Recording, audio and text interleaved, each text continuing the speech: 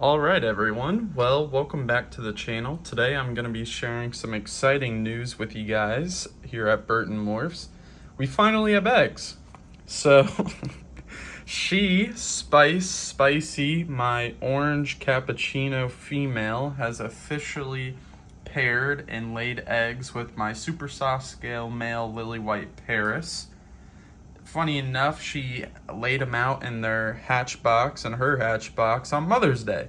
So kind of ironic that it happened that day, but it's a blessing.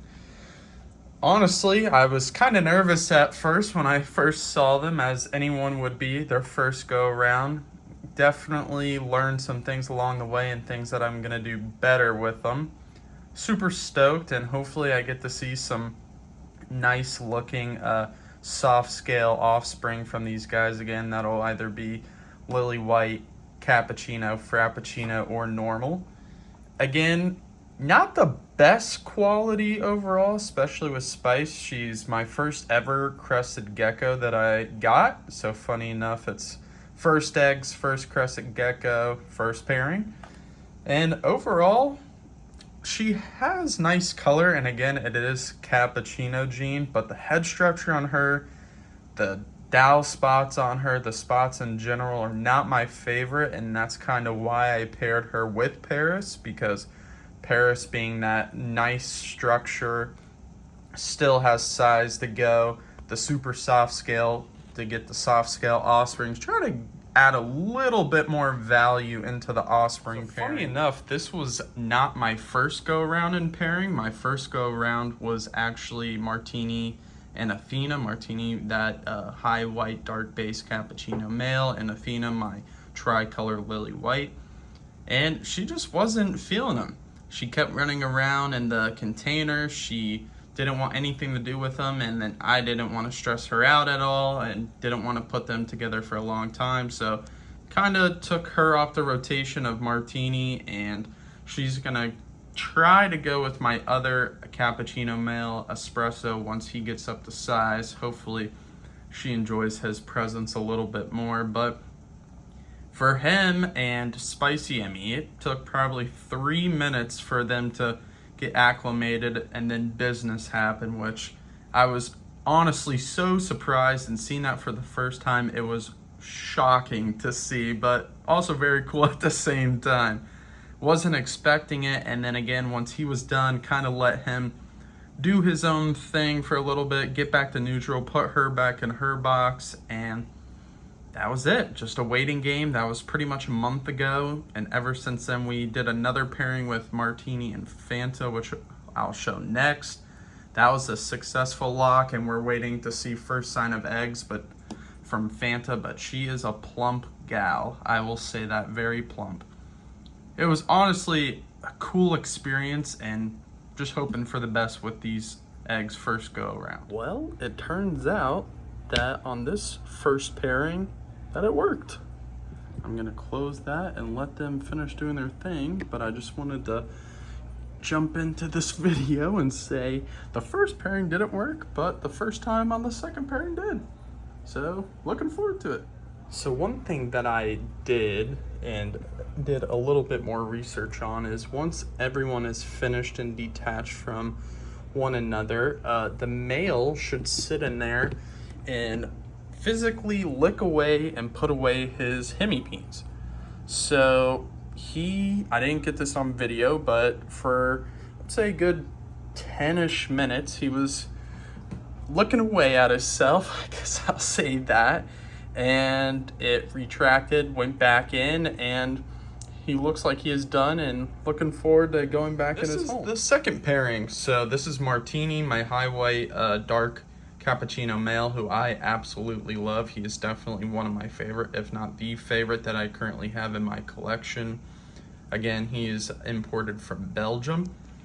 And then this is Fanta. She is my triple X female from Robbie's Reptiles. I also had her as a hatchling as well. He's kind of getting crazy, so might separate them. So again, some space. But overall, their pairing, again, took a couple minutes, if that, and then went straight to business compared to him being with Athena, which again, it's all about creating a healthy, safe, less stressful environment, especially on the females. We don't want any health issues, egg bound, anything like that. But you can kind of see on her that triple X popping through, but her stomach is getting a little plump. It's not as plump as it was, but and I checked, there isn't currently any eggs, but I definitely know that they're coming. Super stoked for this. Hopefully that 50-50 pairing again, potentially a triple X cappuccino. That would be pretty cool. And overall, just super stoked to see these guys connect well. Well, we finally got Martini breeding this time around. It took them a long time to get with Athena, as you guys will see at the beginning of this video. So we actually paired them up with Fanta. I'm gonna close that. And Fanta is that triple X orange extreme Harlequin. So I'm hoping with that 50-50 genetic line of that chance that we can get 50% cappuccinos with some nice patterning and maybe even a triple X cap. That would be a great deal. Keep you guys up. So finally, after all that time, all that waiting, a month later, month and a day I would say, we have our first 2 eggs. So this is the Paris and Spice eggs, and this is kind of be their thing for now. I also did get deli cups. Kind of prefer the deli cup route because when they hatch they'll have a lot more space than that, but for now it'll do. I did poke little 2 air holes there and then did the Pangea hatch there, soaked it, washed it well, etc. And that's kind of the setup. No incubator this go around. I'm currently just using room temperature and the day and night cycle. Currently it's 75 in their location, so good temperature, could be lower, but higher temperature, quicker they'll hatch. Lower temperature, you guys got that part. But overall, happy medium for them.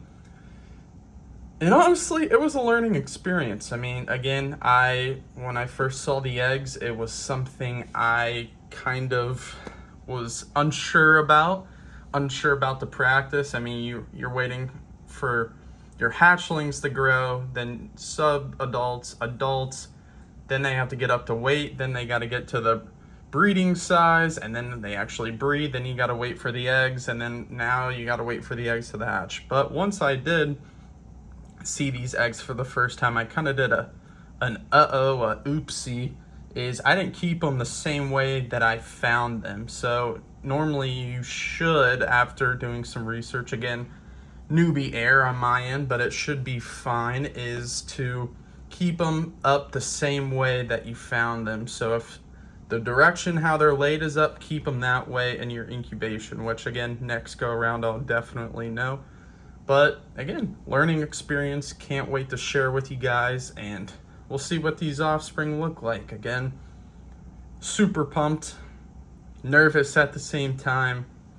Likely we'll keep most of them, if not all, and then sell them as a need-be basis, because again, I'm not trying to make a living and earning off this. This is genuinely something that I love and love to share with you guys, and who knows, keep you guys posted. Thank you all again for the support and love on the previous videos, and yeah, thanks, bye-bye.